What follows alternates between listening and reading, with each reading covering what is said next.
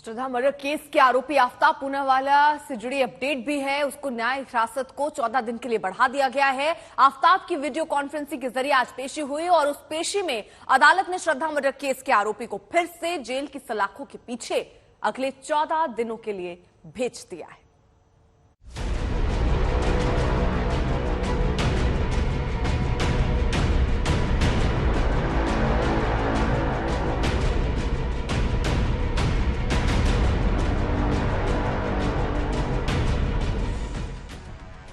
Tihar jail में रहते हुए आफ्ताब को पूरे 13 दिन हो चुके हैं। हालांकि उसे अदालत में पेशी के लिए जेल से बाहर आना था, मगर उसकी हिफाजत को देखते हुए तिहाड़ में वीडियो कॉन्फ्रेंसिंग के जरिए ही उसकी पेशी हो जाएगी। लिहाजा तिहाड़ से बाहर निकलकर खुली हवा में सांस लेने की आफ्ताब की आस बेदम हो गई। इन 13 दिनों के दौरान आफ्ताब करीब 5 बार जेल से बाहर निकला, लेकिन इन 13 दिनों के दौरान उसे ज्यादातर वक्त अकेले में रहने का मौका मिला और जेल के उस एकांत में उसके सामने जिस एक सवाल का बसेरा था कि आखिर एक श्रद्धा का खात्मा करने के लिए उसने कम से कम 13 तरह की साजिशें रची थी। जिस श्रद्धा के साथ आफ्ताब 3 साल से लिव इन में रह रहा था, उसी श्रद्धा को आफ्ताब ने क्यों मारा? अगर श्रद्धा आफ्ताब पर शादी के लिए दबाव डाल रही थी, तो वहीं श्रद्धा फिर आफ्ताब को छोड़कर क्यों जाना चाहती थी? और अगर श्रद्धा आफ्ताब को छोड़कर जाना ही चाहती थी, तो फिर आफ्ताब को उसका कत्ल करने की जरूरत क्या थी? ऐसे उलझाऊ सवालों में बेशक आफ्ताब का वक्त ना गुजरा हो, लेकिन उसके केस को करीब से तफ्तीश कर रहे पुलिस अफसरों के लिए ये सवाल जरूर अब भी किसी पहेली से कम नहीं है।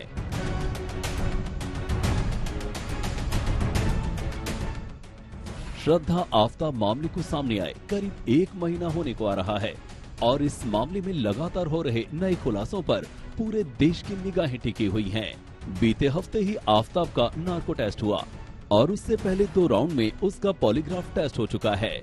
इस बीच आफ्ताब और श्रद्धा मर्डर केस की जांच से जुड़े कुछ अफसरों ने ये जरूर बताया है कि बहुत जल्द इस मामले में कुछ बड़े खुलासे हो सकते हैं।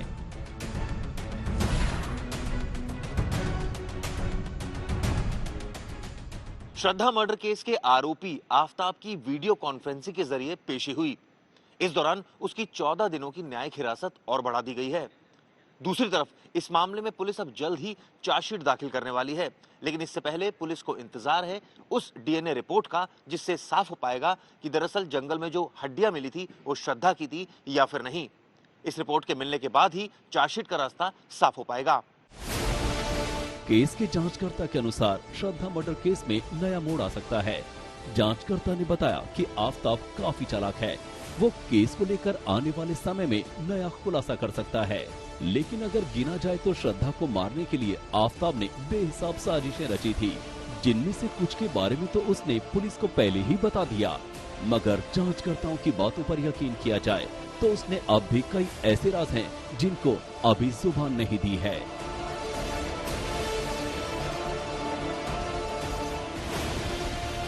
अगर गौर से देखा जाए तो ये कुछ ऐसे सवाल हैं जिनका पूरी तरह से सामने आना बेहद जरूरी है। श्रद्धा का कत्ल किस तारीख को हुआ? श्रद्धा को क्यों मारा? श्रद्धा को कैसे मारा? लाश के टुकड़े कैसे किए? टुकड़े करने के लिए हथियार कहां से खरीदे? टुकड़ों को घर में कितना वक्त तक रखा? टुकड़ों को कैसे और कहां रखा? लाश के टुकड़ों को कहां ठिकाने लगाया? हथियार कहां फेंके? कत्ल के बाद 6 महीने तक क्या कुछ किया? अगर कत्ल गुस्से में और गलती से किया तो तभी पुलिस के सामने सरेंडर क्यों नहीं किया? क्योंकि अभी तक इसके बारे में सिर्फ वही बात सामने आई है जो कुछ आफ्ताब ने पुलिस को बताया या अदालत में अपना मुंह खोला। कहा जा सकता है कि इन्हीं सवालों की तह में आफ्ताब की साजिशों का पता छुपा है। अरविंद ओझा और हिमांशु मिश्रा के साथ चिराग गोठी, दिल्ली, आज तक।